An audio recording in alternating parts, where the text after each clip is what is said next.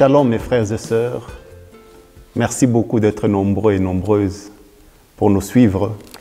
Aujourd'hui, nous avons le plaisir de vous présenter un bien-aimé pasteur que je vais laisser le temps de se présenter. Nous sommes ici à Bienne, dans l'église de notre bien-aimé pasteur, et je lui dis Shalom pasteur. Shalom bien-aimé. Est-ce que vous pouvez vous présenter un peu à nos bien-aimés qui nous suivent?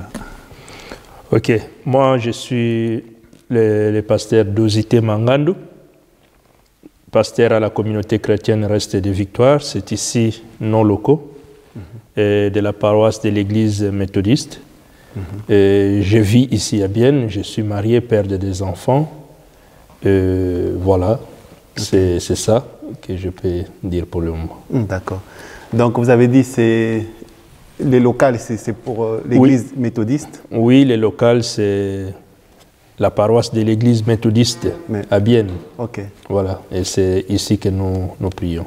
Ouais. Mais vous êtes aussi de la tendance méthodiste ou bien non?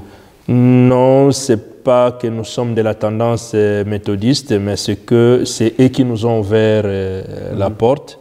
Et comme ils nous ont ouvert la porte, et c'est d'abord, nous sommes francophones et ils sont albaniques. Et nous prions les dimanches à partir de 13h jusqu'à 15h30 et ils prient de 9h30 jusqu'à 11h30. Alors, comme ils nous ont ouvert des portes, alors c'est la famille, ça fait au moins déjà 15 ans qu'on est ensemble.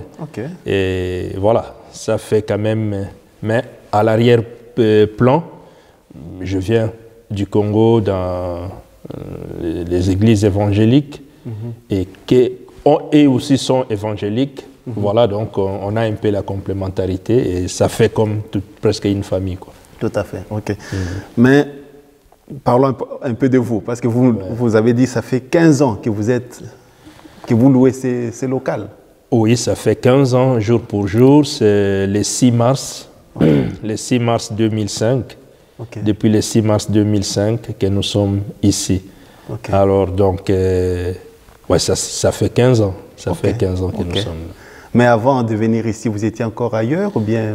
Non, depuis que le Seigneur nous a confié la responsabilité de porter la parole de Dieu, donc d'apporter la parole de Dieu, nous avons commencé ici.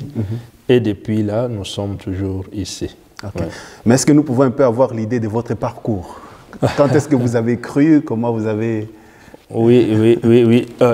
Mon parcours, j'ai donné ma vie à Jésus-Christ, c'était au mois de février 1995.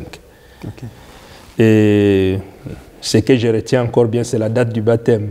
Le 14 avril 1985, je me suis fait baptiser dans les eaux du fleuve Congo. 85 95, ok. Donc 95 pour les Français et puis bon, 95 pour...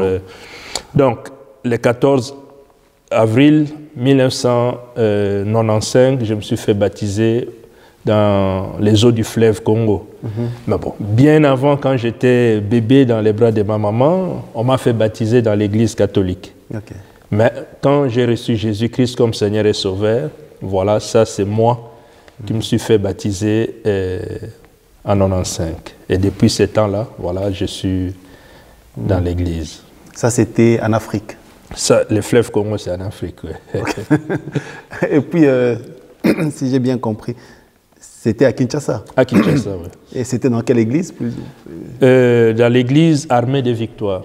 Donc, mon pasteur, donc le pasteur de l'église Armée de Victoire, c'est l'archibishop Coutinho Fernando. Ah, ok. Voilà, donc je suis fils spirituel de l'archibishop Coutinho Fernando. Et en plus, avant même que je donne ma vie à Jésus-Christ, donc j'ai suivi la prédication au travers de la radio. C'est au travers de la radio que, écoutant le message sur la repentance, et que moi, j'étais saisi par cette parole. Et puis, un mercredi, quand je suis allé dans les programmes de l'Église, et quand on prêchait, en tout cas, j'étais saisi par cet amour du Seigneur, comme ils appelaient ceux qui pouvaient donner leur vie à Jésus. Et c'est là que j'ai confié ma vie à Jésus, en l'acceptant comme Seigneur et Sauveur. Et ces jours-là, ce n'était même pas le pasteur Coutinho qui prêchait, c'est un autre pasteur qui était à l'époque qui prêchait, mais dans l'église. Voilà, donc, mais c'était d'abord par la prédication à la radio du pasteur Coutinho Fernando. Bon, entre parenthèses, il est où maintenant? Ça fait longtemps, on l'entend. Non, il est à Paris. Okay. Il est à Paris. Il n'y a pas longtemps, le 14, non, le 6 mars de cette même année, il était ici avec, il était avec nous ici. Ah ouais? Il était de passage à Genève et bon, il a appelé que non, voilà, je suis à Genève et je peux passer chez vous, quoi. Okay. Donc, il était... Le 6 mars, il était ici? Ouais. Ok. Bon, vous l'avez appelé archibishop. Je n'ai pas compris pourquoi, c'est quel terme? Bon, l'archibishop, c'est juste un peu, c'est l'archevêque. Okay. C'est l'archevêque. Il est l'archevêque et puis donc c'est un père qui a, comme on peut dire, le père de la foi ou le père des églises, de certaines églises où on peut reconnaître par rapport à ce que l'œuvre qu'il a fait, les enfants qu'il a sortis qui sont des pasteurs, la paroisse est tellement grande, donc l'église est tellement grande et par rapport à toutes ces responsabilités, voilà, et aujourd'hui le rôle qu'il a, c'est le rôle de l'archevêque. Donc c'est l'évêque si on prend la Bible? Oui, on peut, voilà, disons comme ça, c'est un peu le rôle de l'évêque. De l'évêque, ok. Ouais. D'accord, ok. Donc vous étiez fait baptiser enfant dans l'église catholique, voilà. Vous vous êtes fait encore baptiser étant adulte. Ouais. Mais pourtant, il paraît que dans l'église méthodiste, ça ne se fait pas. Bon, comme on n'est pas, vous n'êtes pas méthodiste. Je ne suis pas d'abord dans la base, c'est là pour dire ce qui se fait ou ce qui ne se fait pas. Mais quand j'étais baptisé bébé, j'étais après ma naissance de 2 semaines.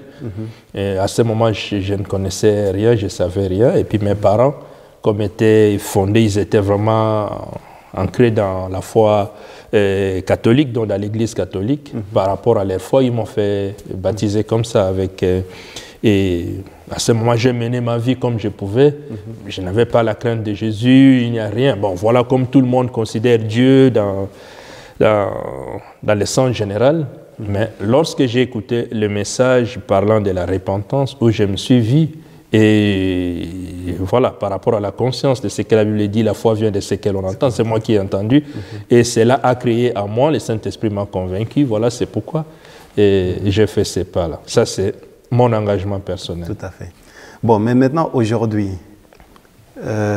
voyons ce que vous croyez. Ouais. Donc, vous êtes plus évangélique, église de réveil, ou bien, je ne sais pas, réformé. Il y en a tellement beaucoup. Pentecôtiste? Bon, évangélique et pentecôtiste, je peux mettre déjà un peu ensemble. Je peux les mettre déjà ensemble. Et réformé, en tout cas, parler de l'église réformée, je l'ai entendu ici, surtout en Suisse. Et pour la plupart, maintenant, pour faire la distinction évangélique ou bien réformée, tout ça, c'est des choses qui existent par rapport aux emplacements des gens. Mais quand je sais que des pentecôtistes ou charismatiques ou évangéliques, ça c'est le même bloc. Mais cela reste, ça dépend tout simplement dans la Bible ou dans la connotation. Il y a des C pour eux, l'accent est mis sur le Saint-Esprit, il y en a c'est sur le baptême, il y en a c'est sur ceci, mais à la base c'est d'abord par rapport aux Écritures. C'est comme je dis, moi j'ai grandi, je suis né, grandi dans l'Église catholique et aussi, ils utilisent aussi les Écritures, les évangiles aussi, les 4 évangiles sont prêchés et l'Ancien Testament, le Nouveau Testament est prêché, mais bon, c'est la foi un peu générale, mais pour la plupart des évangéliques ou pentecôtistes, c'est l'expérience que chacun fait dans sa marche avec Jésus-Christ. Okay. Et ça reste maintenant à savoir ceux qui mettent l'accent sur le Saint-Esprit, il y en a qui mettent l'accent sur le baptême des enfants ou bien le baptême d'adultes, ça c'est le parcours. Mais sinon à la base, c'est d'abord le principe qui est dans les évangiles. Parce qu'on entend tellement ici, il y a les gens de Nzambé-Malamu, l'Éternel est bon, il y a les gens du combat, il y a les gens les pentecôtistes, les autres ils se disent même pas pentecôtistes, ils se disent maintenant du réveil. On est un peu, on ne sait plus maintenant. Moi, je dirais, bon, il y a certaines églises peut-être que je ne connais pas comment ils fonctionnent. C'est comme si je rencontre une personne, je vais lui demander s'il connaît Jésus-Christ comme son Seigneur et Sauveur. Bon, si quelqu'un me dit qu'il connaît Jésus comme Seigneur et Sauveur de sa vie, je crois qu'il est aussi chrétien, il est croyant. Parce que le problème, c'est d'abord, l'Église n'est pas d'abord ce qui est visible, et comme ça on peut dire, Zambé Malamu, méthodiste, non, ça c'est les dénominations. Mais l'Église, il y a quelqu'un qui a parlé de l'Église, c'est Jésus. Jésus qui a parlé de l'Église, son Église qu'il bâtira, l'Église qu'on dit, ça a commencé à Pentecôte. Et c'est cette Église-là où toute personne qui croit en Jésus-Christ comme Seigneur et Sauveur, qui donne sa vie, et le Saint-Esprit l'intègre dans l'Église. Et puis bon, pour le reste, de se dire, je ne sais pas, ceux qui croient en ceci, ça c'est un peu les principes internes de chaque Église. Moi, par exemple, c'est que je sais que je crois en Jésus-Christ, je crois aussi à la puissance du Saint-Esprit, je crois à la manifestation du Saint-Esprit, et je crois que, oui, le Saint-Esprit est à l'œuvre. Et pendant que Jésus est monté au ciel, le Saint-Esprit est descendu, il n'est pas venu juste en bas comme ça, il habite dans le cœur des croyants, donc il est dedans de nous. Comme Jésus était parmi nous, comme Emmanuel, mais le Saint-Esprit est au-dedans, dans les croyants. Et il est avec nous, c'est lui qui nous convainc si on tombe, pour nous relever, pour nous maintenir pendant tout ce temps que nous sommes sur la terre. Alors, donc, le Saint-Esprit, c'est l'accompagnant du croyant sur la terre. Voilà, donc... Alors, une petite question. Comment vous êtes venu dans le ministère? Ok, c'est une bonne question. Je vous ai dit que j'ai confié ma vie à Jésus-Christ au mois de février 1995. Et je me suis fait baptiser le 14 avril 1995. Donc c'était Pâques, c'était allant vers la Pâques de 1995. Et dans l'armée des victoires, comme l'église du pasteur Coutinho, c'est l'armée des victoires à Kinshasa. Et l'armée des victoires était répartie en des grandes zones, et dans les grandes zones, c'est dans des communes où il y avait des cellules. Donc, moi, je provenais de la cellule de Yolo Sud, à Kinshasa, dans la commune de Kalamu. Et dans la cellule de Yolo Sud, le pasteur, c'est lui qui était le responsable. Dans l'église, on les appelait les bergers. Celui qui était le berger s'appelait Tanzei. Donc, Fadam, non, Papa Fédé Tanzei. Fadam, c'est aussi un pasteur que je salue aussi en passant. Donc, Papa Fédé Tanzei. Et c'est dans la cellule que nous étions formés. Dans la cellule, nous étions formés, et nous étions formés dans différents groupes. Groupes d'intercession, groupes d'évangélisation, groupes de ceci. Moi, j'étais dans les groupes de l'évangélisation. Et dans ces groupes d'évangélisation, nous, on allait évangéliser à Kinshasa, on évangélise partout, dans la cellule, dans les marchés et tout. En tout cas, pour la plupart des marchés de ONG, comme on appelle à Kinshasa, de la commune de Makala, de la commune de Yolo Sud, donc commune de Kalamu, Yolo Sud, et Angaba, tous ces marchés, petits marchés, nous, on allait évangéliser. Donc, c'était déjà au niveau de la cellule, mais à ce moment, je n'étais pas encore pasteur ou appelé, mais j'évangélisais parce que c'était dans la formation.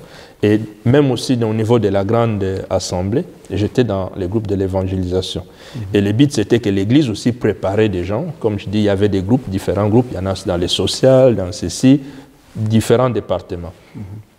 Et ça s'est fait que pendant ce temps, l'année 2000, je pense 2000, oui, que le Seigneur a fait grâce que j'ai quitté le Congo pour ici, mais ce n'était pas l'Église qui m'a envoyé. Je suis venu en Europe, précisément ici en Suisse. Et pendant ce temps, j'étais évangéliste là-bas, je prêchais, j'étais gagneur d'âme. On prêchait même dans des bus, partout, même dans les prisons, on pouvait aller. Alors voilà, la vocation était déjà là, l'appel du Seigneur était déjà là. Et quand je suis arrivé ici, j'ai essayé aussi de fréquenter certaines églises ici pour d'abord ma foi, pour garder ma foi et puis nourrir ma foi. Et ce qui a fait que je fréquentais quand même des églises ici. Mais pendant ce temps, voilà, comme étant un frère qui pouvait visiter par-ci, par-là, mais c'était plus en... Oui, c'était plus en 2000, si je me... Oui, en 2004, vers 2004, 2005, avant qu'on commence ici.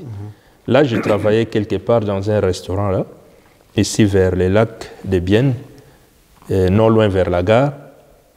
J'ai senti, avant je pensais que c'était juste mes pensées, et une voix qui me dit, j'étais choisi pour être mon témoin et parler de moi dans cette ville. Bon, c'est passé comme ça. Des fois, ça peut venir, puisque dans la vie d'une personne, on a des pensées à tout moment, 30 000, 50 000 pensées qui peuvent arriver. Aux essentiels, tu tries. Il y en a, on les oublie. Mais s'il y a une pensée qui revient, tu dois faire attention à ce que tu entends. Et ça s'est répété une fois. Et là, j'habitais non loin ici, vers les marchés neufs. Un jour, c'est encore répété. Et je me suis posé la question, c'est vrai ou qu'est-ce qui arrive comme ça? Je n'étais pas sûr. Bon, quand même, ça commençait à me monter, à me dire, bon, par rapport à cela, ici d'abord, il y a les gens qui cherchent une situation de la stabilité, de comment ça va se passer. Mais si c'est comme ça, non, je ne crois pas que c'est moi. Je préfère aller à l'église comme tout le monde et puis rentrer à la maison. Et la troisième fois, c'était au mois de décembre 2004.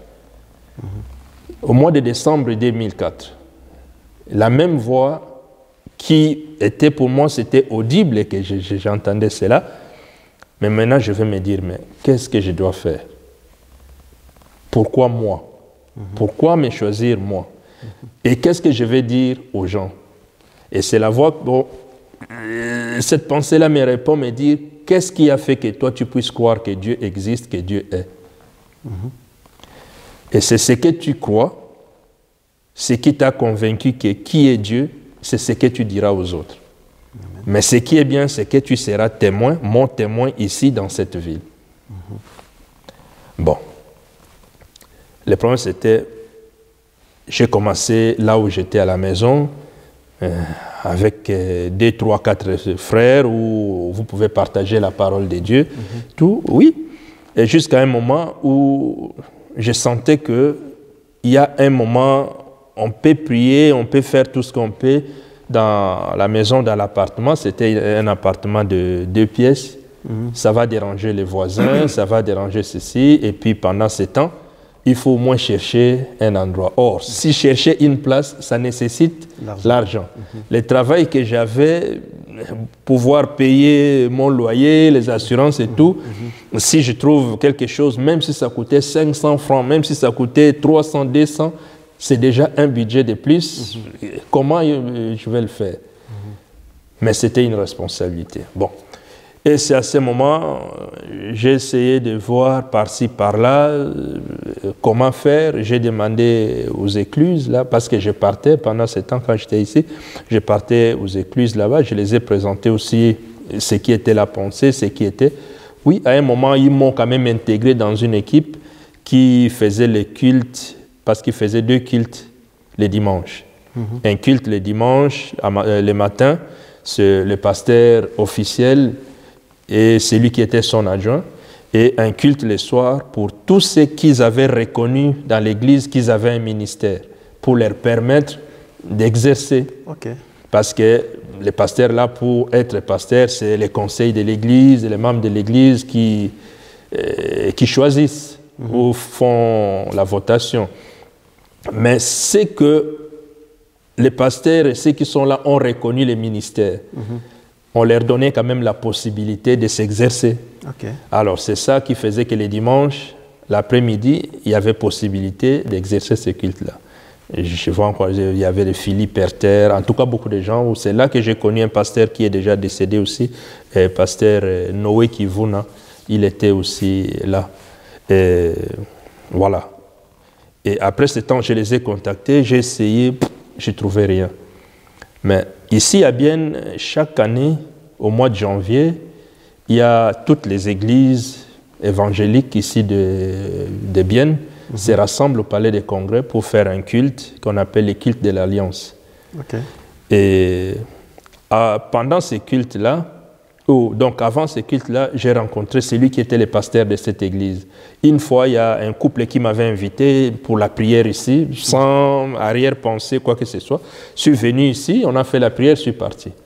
Mais c'est par après, un jour, je rencontre ce pasteur-là, je lui dis, voilà, c'est que le Seigneur m'a mis à cœur, comme ça, on cherche un endroit pour prier.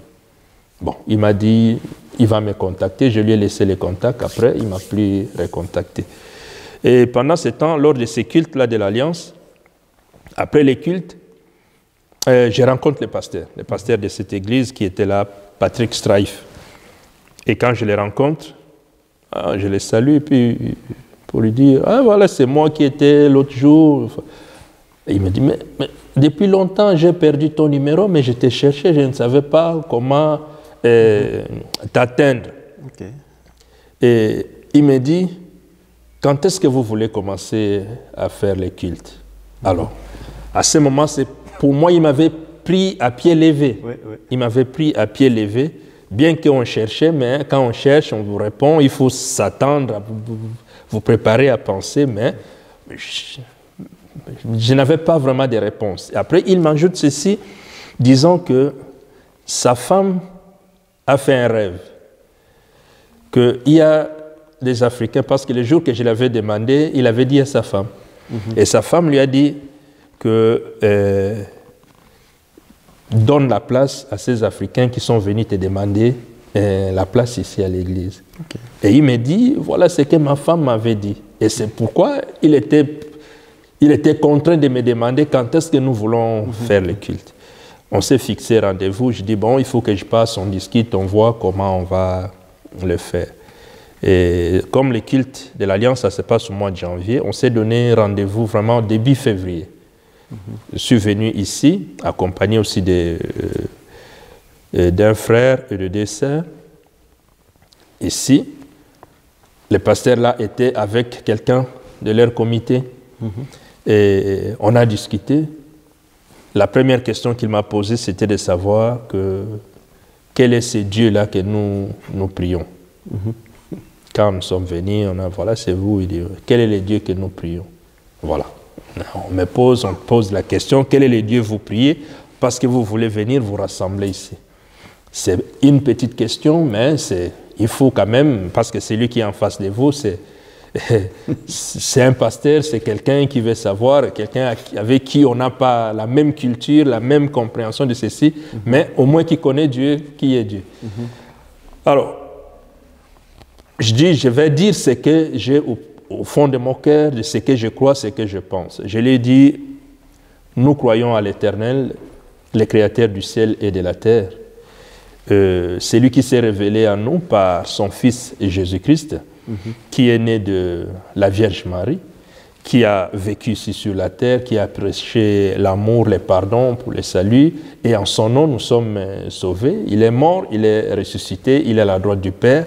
Un jour, il reviendra pour prendre son Église. Et pendant ce temps, nous sommes en marche pour édifier encore notre foi jusqu'à la maturité, jusqu'au moment où il reviendra pour prendre son Église.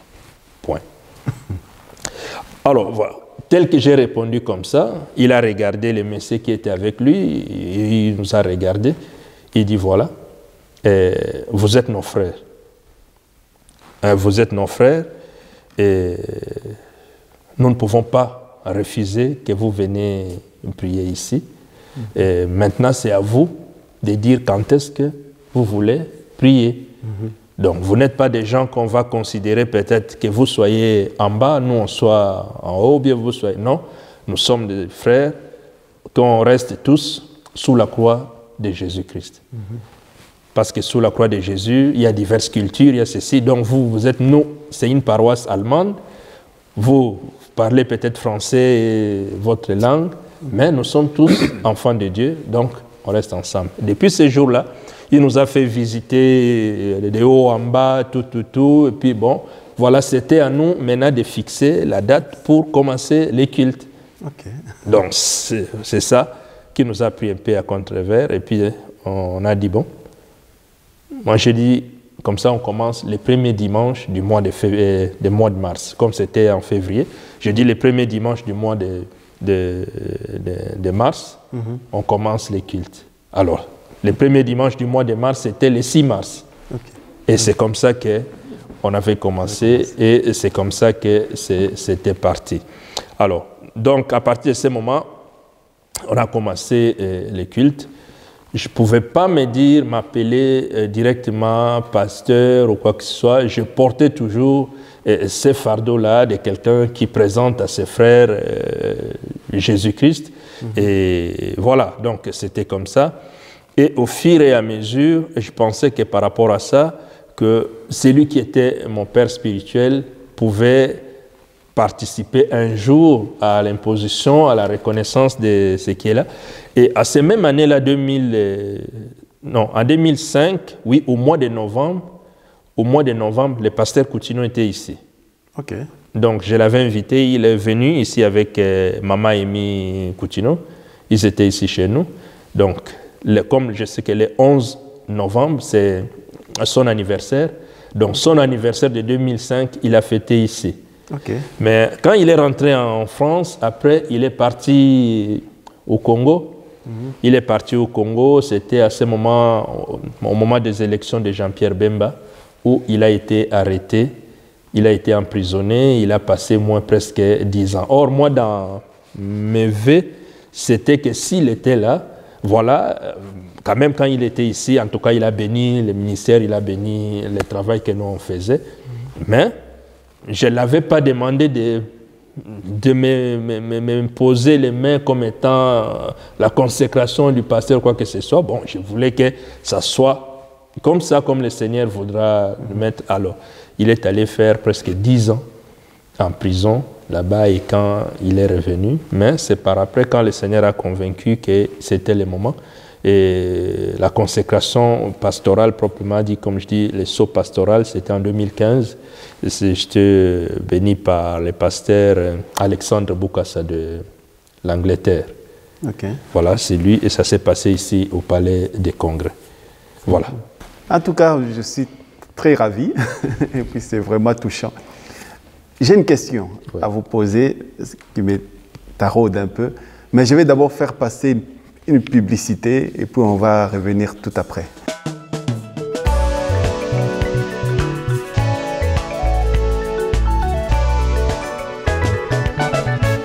L'album NMorph TV présente l'album Expérience de chacun. Pasteur Botin Ndala, l'album Expérience de chacun. L'album est déjà disponible sur toutes les plateformes de téléchargement gratuit. Tapez sur YouTube Pasteur Botin Ndala. Vous trouverez des titres comme Fils de l'homme, Tout service rendu à Dieu, L'expérience de chacun, Fais-moi comme Marie et plein d'autres titres encore. Plus de détails, rendez-vous sur la page Facebook NMorph TV et sur YouTube NMorph TV également. Alors, merci beaucoup. Vous avez suivi cette petite publicité. Alors, une question. Ouais. Parce qu'en Afrique, vous avez dit, il y avait des cellules. Et ceux qui conduisaient ces cellules-là, vous les appelez des bergers. Oui. Donc, ici, vous ne les faites plus, des cellules comme ça se faisait en Afrique? Bon, c'est déjà d'abord les circonstances. Les circonstances ne sont pas les mêmes. Comme je dis, en Afrique, on allait prêcher dans des marchés. C'est en public. Okay. Je prêchais dans les bus. J'allais, des fois aussi, on allait prêcher en prison. Mais imagine qu'ici, tu prêches dans le bus. Les contextes changent. Donc, les contextes changent. Ici, je ne peux pas me mettre dans le bus, je commence à prêcher, ça ne sera pas efficace dans les normes. Et à Kinshasa aussi, la communauté Armée des Victoires, c'était une grande communauté. De plus de 10 000 personnes qui croyaient et qui venaient au culte. Il y avait premier culte, deuxième, troisième, ça dépend des cultes. Et toutes ces personnes qui venaient dans des différentes communes pour ne pas, parce qu'il faut payer toujours les billets pour aller à l'église principale qui était à la rue Enseignement, dans la commune de Kassavubu. Mais pendant la semaine, comme il fallait être édifié, il fallait que tout se passe dans les communes, dans les cellules. Et ici, ce qui est autre, c'est que par rapport des fois à nos communautés, ce n'est pas des communautés qui ont autant de membres. Mais ce qu'on peut faire, c'est que, bon, ce qu'on a toujours fait, c'est répartir par rapport à des groupes, comme on appelle des groupes de maisons, par exemple, des groupes de maisons, qui sont ceux qui proviennent, par exemple, du côté de Madrèche, où on peut se retrouver là, qui sont ceux on peut regrouper dans des différents groupes comme ça. Mais je ne pense pas que ça soit comme c'était des cellules. Et puis ici, toutes les personnes ont la possibilité de venir facilement. C'est pourquoi souvent les prières de la semaine, quoi, ça se passe ici. Ça se passe ici à l'église. Ouais. Parce que, en suivant votre témoignage, vous avez entendu la voix de Dieu, si je l'appelle ainsi. Ouais. Donc c'est que, en plus, Dieu bénit ce que vous êtes en train de faire. Mais je me demande, mais pourquoi, excusez-moi, je ne vais pas condamner ou critiquer qui que ce soit. Pas de souci. Mais il y a quand même des gens, on voit, qui n'ont pas de ministère. Mais peut-être avec votre aide, hein, si vous faites ces cellules-là et qu'il y a les autres qui peuvent aller un peu parler de votre ministère par-ci, par-là, est-ce que ça ne peut pas porter de fruits? Bon, dans l'œuvre de Dieu, Dieu donne une vision, il donne une mission. Donc, ce que je voulais quand même rattacher à ça, c'était donc la responsabilité ou la mission que le Seigneur, c'est d'abord une vocation et l'appel. Et donc, j'avais la vocation et j'ai répondu aussi à l'appel. Et par rapport à cet appel, comme je dis, la mention, c'était que qu'est-ce qui m'a convaincu pour devenir enfant de Dieu. Et c'est ce qui m'a convaincu que je dois dire aussi aux autres. Si, ça signifie comme si j'ai trouvé les bons chemins, je dois montrer aussi ces chemins aux autres.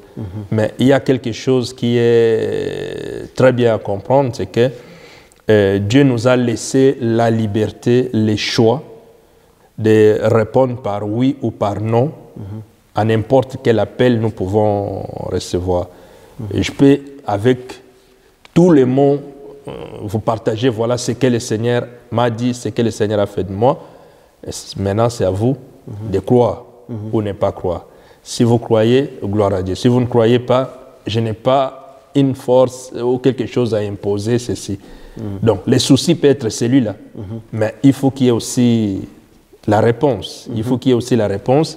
Il faut qu'il y ait aussi l'acceptation. Et si la personne n'accepte pas, ce n'est pas à moi de forcer. Et moi, je dis, je fais ce que je peux faire. Le reste, donc, comme on dit à Jésus, il y a les premiers pas que nous faisons, mais le reste, c'est lui qui fait. Mais est-ce que vous avez la volonté d'aider certains ministères qui n'arrivent pas vraiment à avancer? La volonté a toujours été là. Preuve en est que j'ai toujours été quelqu'un de très ouvert.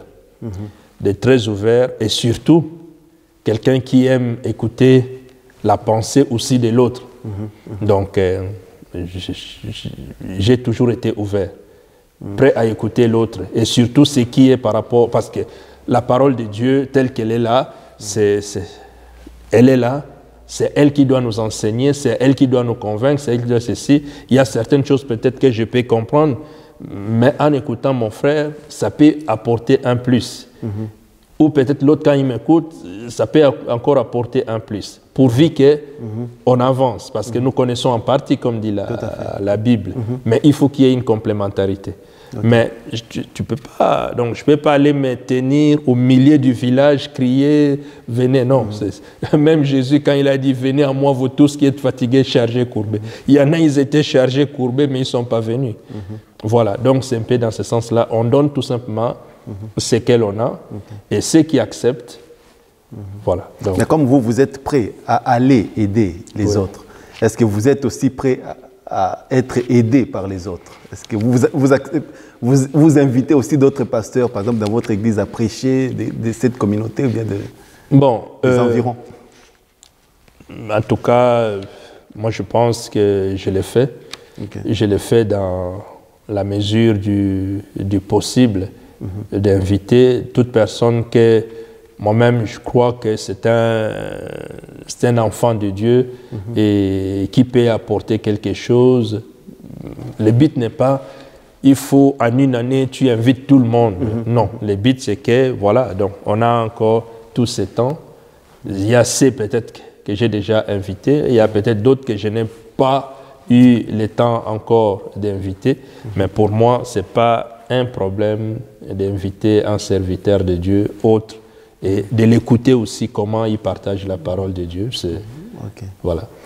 Parce que c'est un peu un problème que je remarque parmi nous les Africains. Hein, si je parle de cette catégorie-là. C'est pour ça qu'au début, j'ai commencé d'abord par parler, vous êtes de quelle tendance? Vous êtes de pentecôtistes, réformés, tout ça.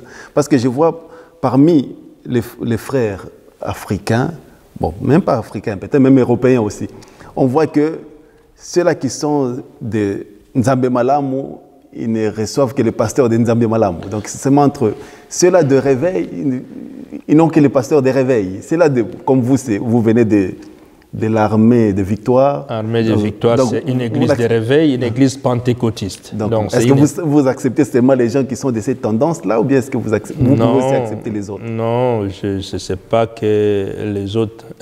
Moi, le problème, c'est que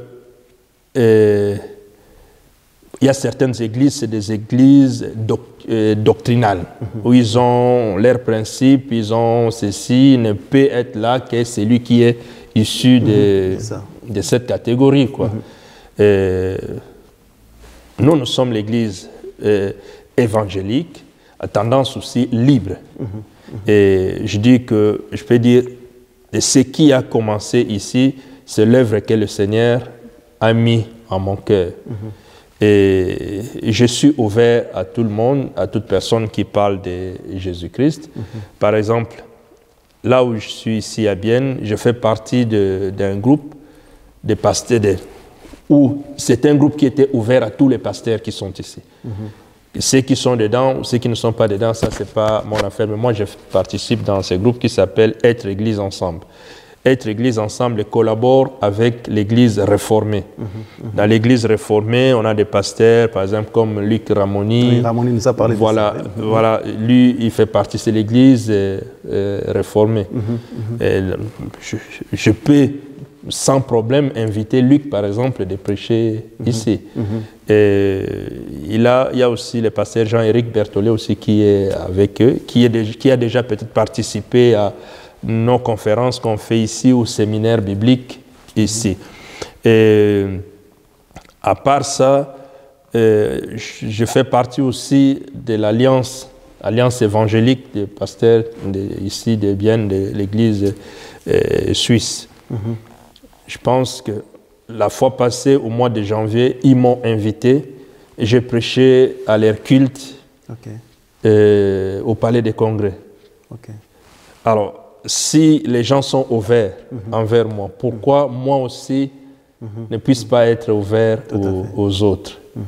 Voilà, donc c'est ça. C'est pas, moi, je ne vis pas un circuit fermé. Non, c'est pas ça. Non, merci. Je sais que les grâces sont différentes et puis partagées, quoi. D'accord.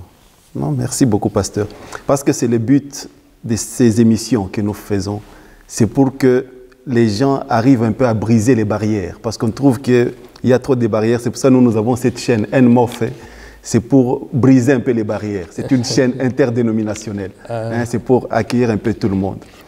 Parce qu'on se pose des questions. Est-ce qu'au ciel, les anges, quand on va entrer, est-ce que les anges, ils auront des registres là où nos noms seront écrits selon les églises d'où nous sommes issus? Donc non, je viens de le dire là, avant, peut-être tout à l'heure.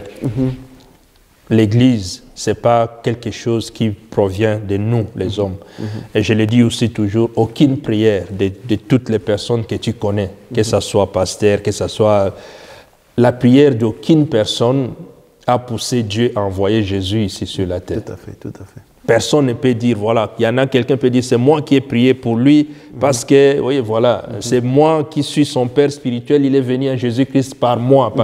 Mais personne de tous ceux que tu connais, des vivants qui sont ici, puisse lever les doigts, dire que c'est lui qui avait prié pour forcer Dieu à envoyer Jésus sur la terre. Il n'y a pas. Amen. Donc, c'est Dieu, par son amour, comme la Bible nous dit dans Jean 3,16, car Dieu a tant aimé le monde qu'il a envoyé son Fils unique afin que quiconque croit en lui ne périsse point, mais qu'il ait la vie éternelle. Et dans Jean 3,36, où il est dit, c'est lui qui croit en Jésus a la vie éternelle. Or, c'est un plan qui date de longtemps.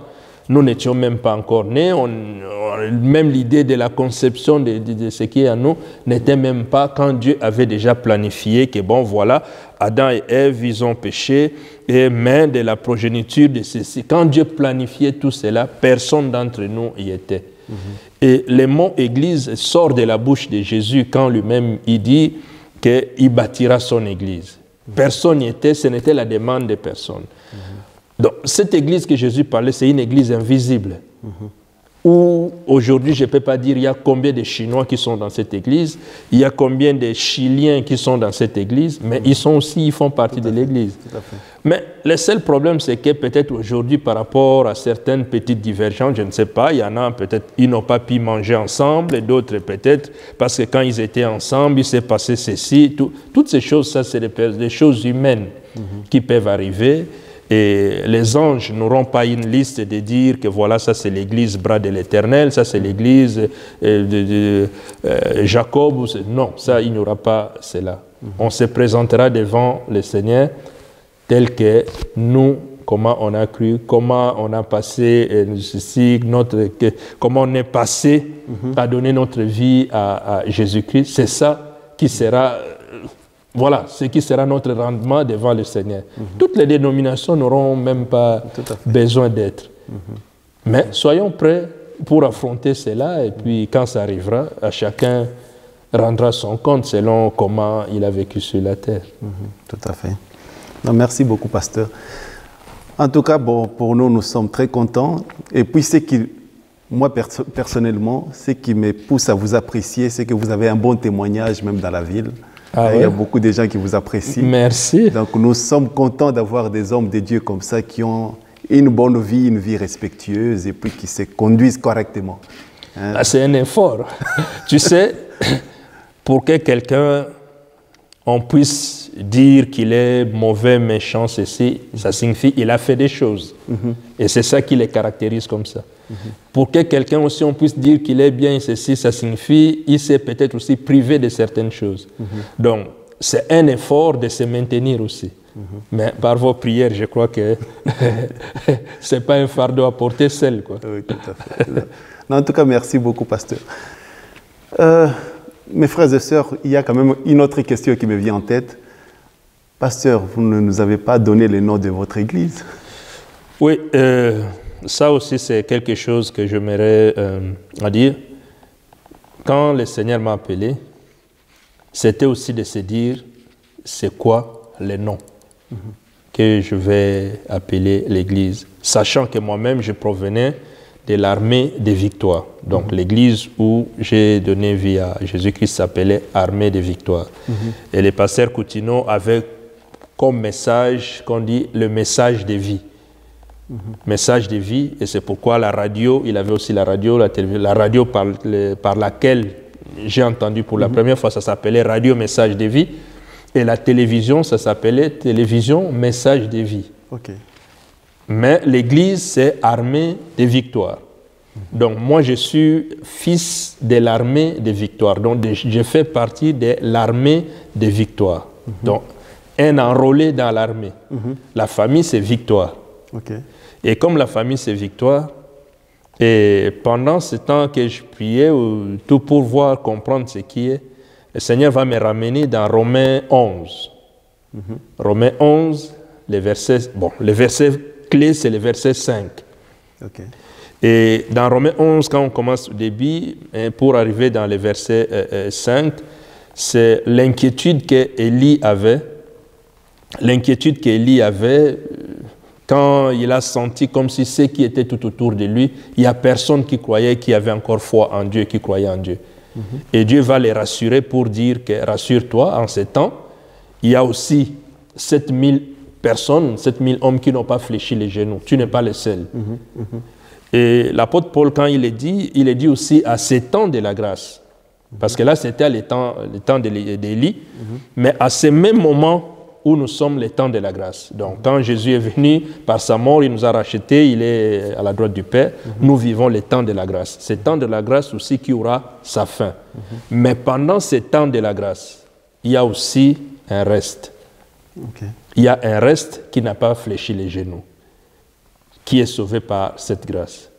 Alors, c'est là, quand le Seigneur m'a ouvert les yeux pour voir, donc il y a un reste. Alors, oui, donc je suis issu de la famille Victoire.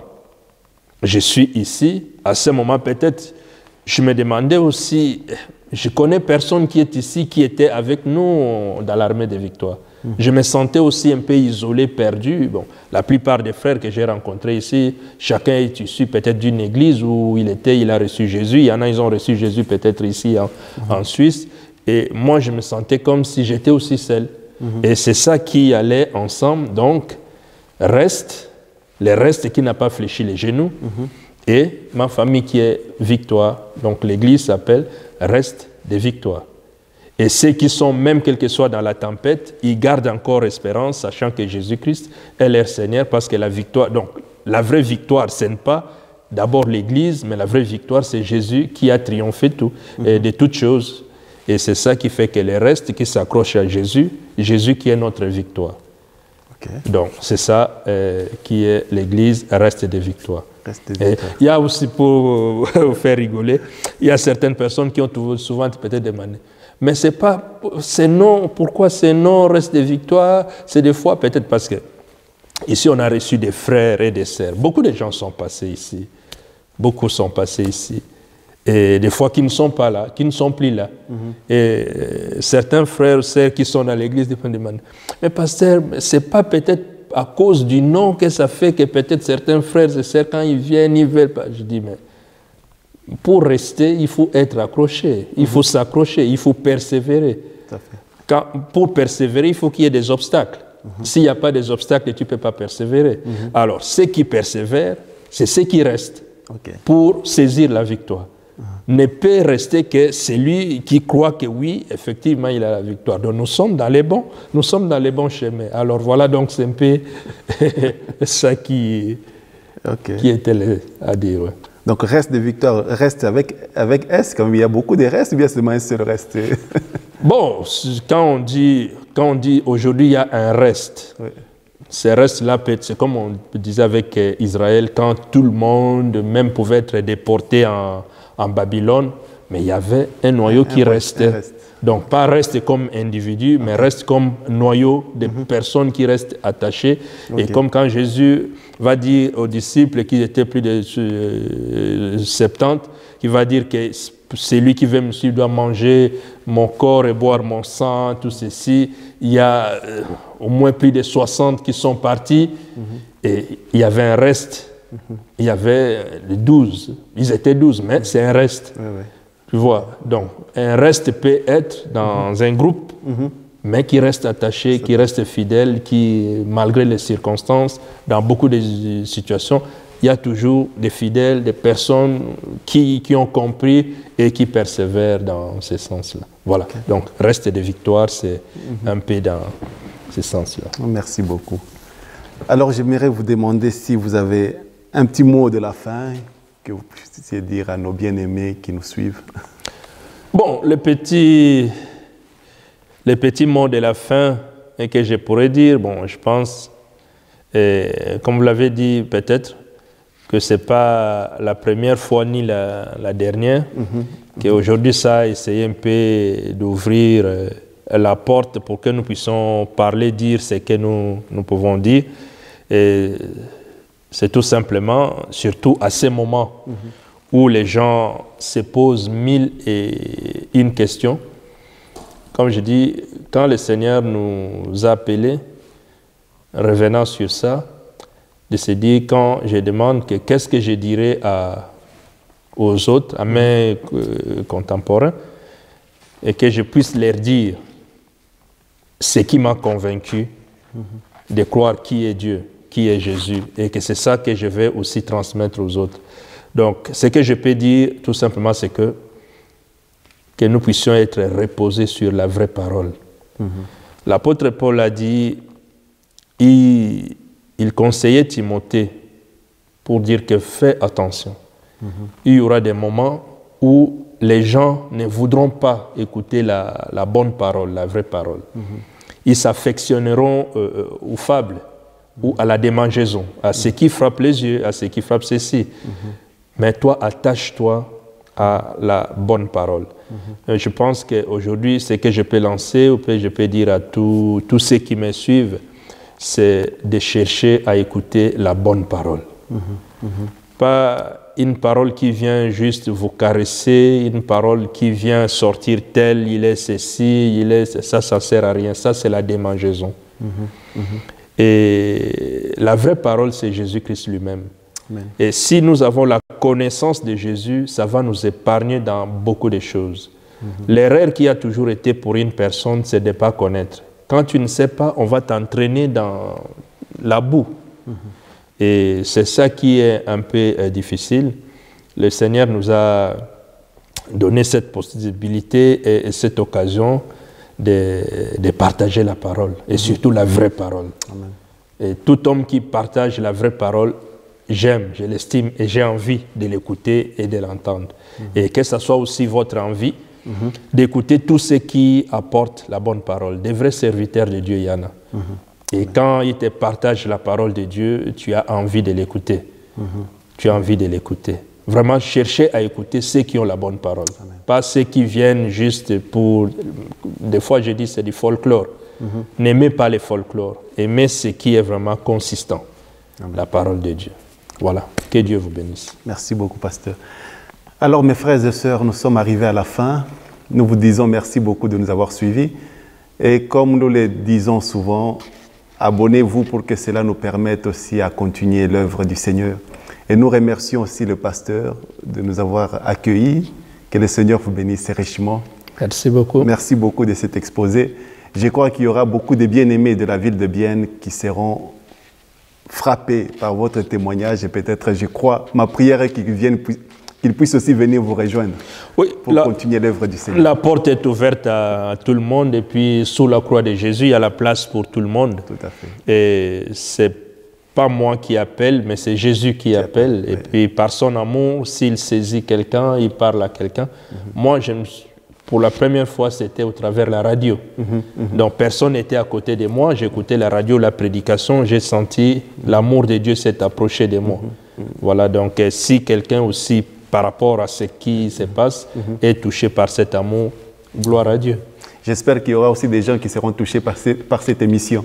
En tout cas, que le Seigneur vous bénisse richement et à bientôt. Au revoir.